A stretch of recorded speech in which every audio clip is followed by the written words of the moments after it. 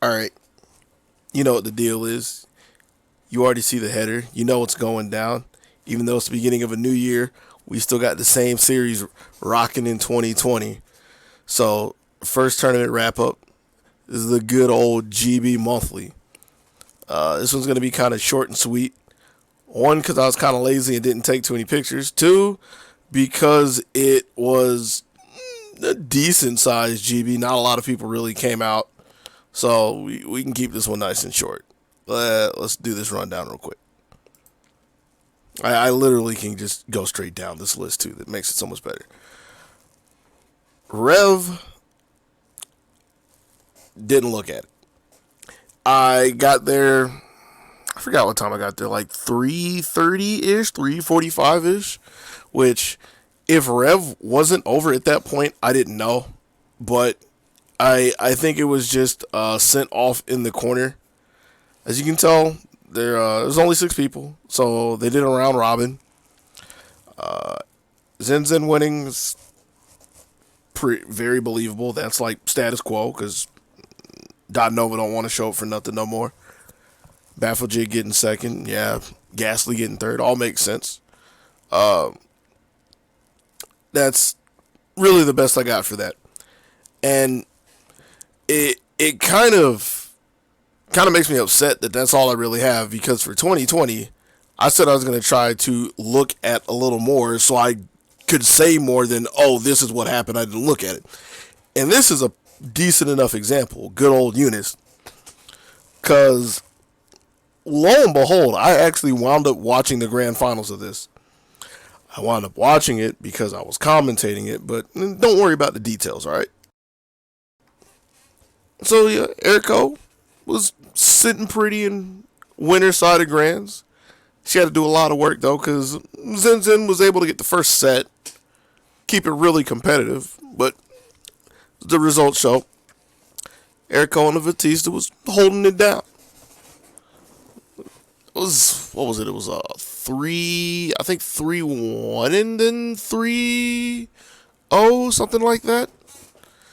Like, the numbers don't matter. The set was pretty competitive, so it was nice to chill with that guy and talk some Eunice, or pretend like I know some Eunice. It was all right. But yeah, that was actually a pretty good set, I would say. The next BB tag.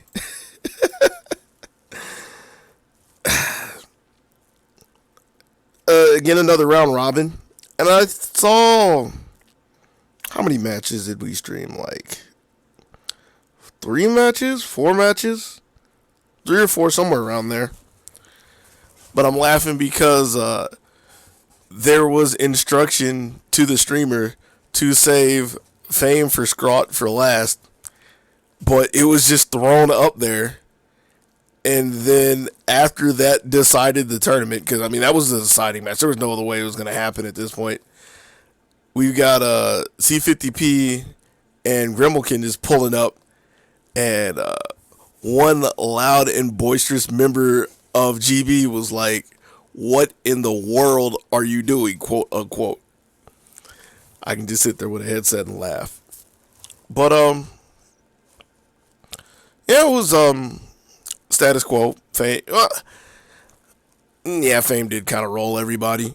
I think the valuable thing, though, was talking Fame into doing a little bit of commentary. And I won't say as much commentary as it's just his insight on some things that are going on in BB Tag now, and his perspective on a couple of characters that came up.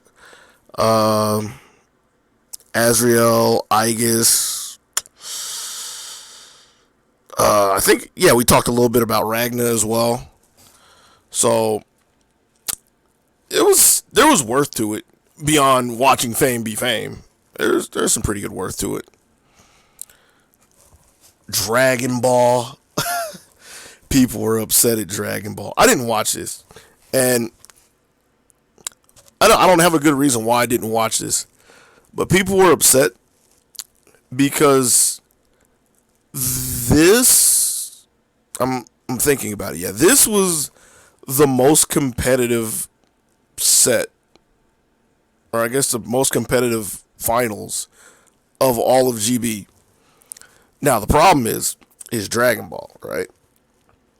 So when a set of Dragon Ball is competitive, it's gonna take a while, and it took a while. It took a good long while.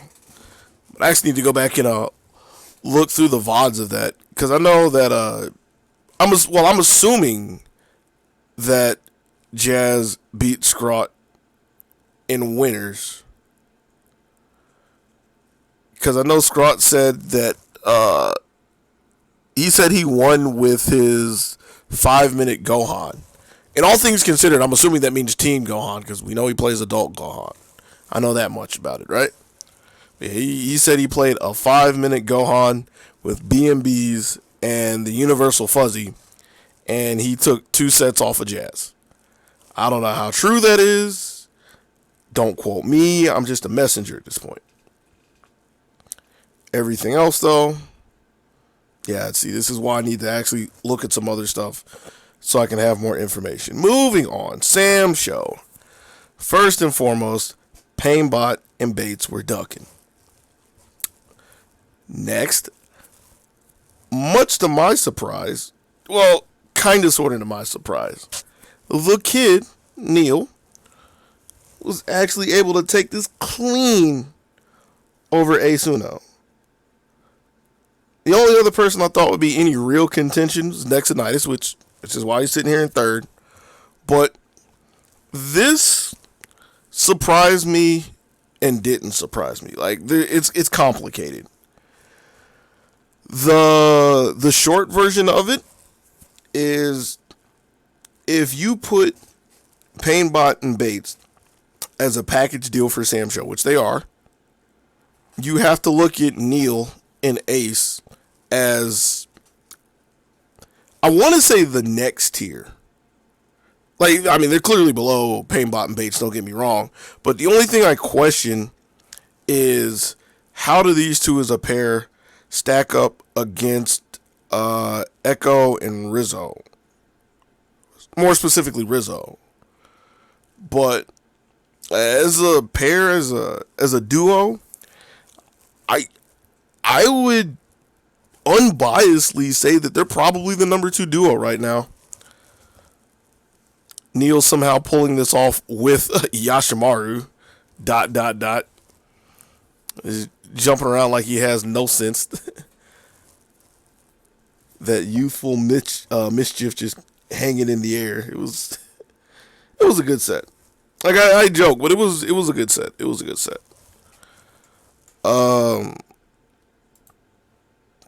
Tekken, and this is really the only reason I really cared to do a wrap up, and it wasn't even for the tournament. I will point out, yeah, Poke Chop won, status quo, blah blah. Although status quo isn't entirely true, because there are some more people that can actually beat Poke Chop. This guy, C-Trix, I think that's how I say that. C-Trix, yeah. I don't know anything about him.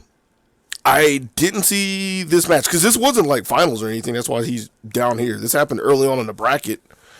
But I know some people said they were actually pretty impressed to see this happen, and were intrigued to see him play some more.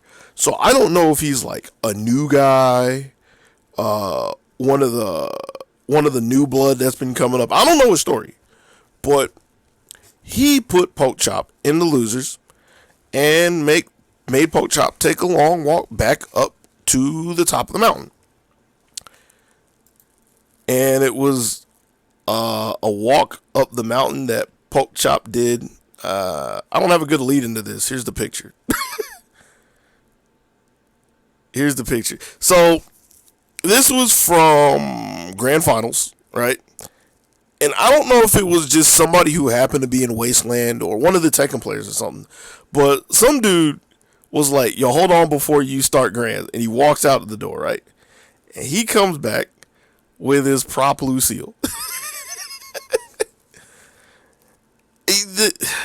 I don't have to explain the rest. The only person I have to explain the rest to is somebody who doesn't know Chop. And if you don't know Chop, That man is an entertainer, all right? I have a few more pictures, but I'm specifically not going to show them to you because that's incentive to go to Poke Chop's YouTube, which I'll put in the description, and you can check out the shots of all the different angles of him hamming it up while he's playing some Tekken. All right, let me slide that back over. Trust me, I'm going to go watch the VOD too, because I only watched like 2 or 3 matches of Tekken. I watched some of the Macon boys, because Macon pulled up. I say pulled up, they were holding down the bottom. So I watched some of them, and then I did see losers finals between Poke Chop and American Whack Dash. Other than that, yeah, I was not on my Tekken game. There was something else I watched. Hold on. Because I commentated the first match. It's not a big deal. I commentated one match of Tekken. I watched a couple of games, and Poke Chop was hanging with his girl. Last but not least. Actually, was this the biggest tournament? Nope. It's close though. Street Fighter.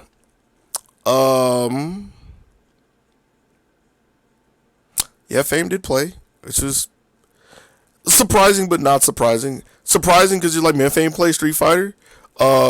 He's been kind of dabbling in it. He's done this on stream, which is why I feel okay saying this. He's been dabbling in it a bit, playing Kage, waiting for Grand Blue. It's kind of surprising to see Ambient 0-2, but it happens. Ice Effect did pull up, and some people were saying that he's actually starting to really shape up since he switched to stick. I didn't get to see any of it because they only stream top 4, and he has a 5 next to his name, meaning he didn't get to be on stream. But this top 4. It's top 4 with Arsenal, who was playing... He played Sakura on stream against Alex, but he played some Colleen, from what I understand. I want to say... I heard he made Dap Vip kind of mad with Colleen. And Carlos is surprising. Carlos being 3rd is surprising, because he played against Neon in winners finals, and he played against him Chun versus Colleen. I didn't know that Carlos ever played Chun, but apparently he played Chun in season 1, which makes sense. And he actually went up 2-1 on Neon.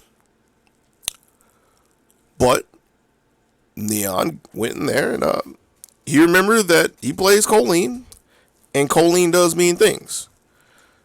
So he won winners, and he won grands. But the thing that was... Well, the other thing that was really surprising to me was just watching Carlos get mopped by Alex. There's no other way to put it. It was 3-0. It was 3-0. It was so much of a wash. I can't even remember if Carlos actually played Chun or Ibuki, but it was just like I didn't think it would go down like that, and I learned. I learned that day.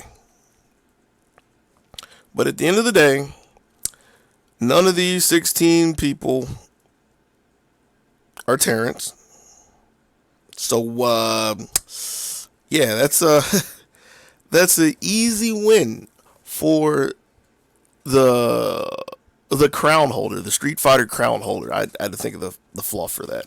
I'm working on the fluff, my bad. But that's not about what I'm thinking about and what I'm trying to boost up. It's about everything getting packaged into a nice January deal. And it's pretty much everything that we had there. The next GB is supposed to be... I wish I had my phone up because I don't remember the date. The 29th. On the leap year Saturday. So, we'll be back with that. Until then... Be easy, yo.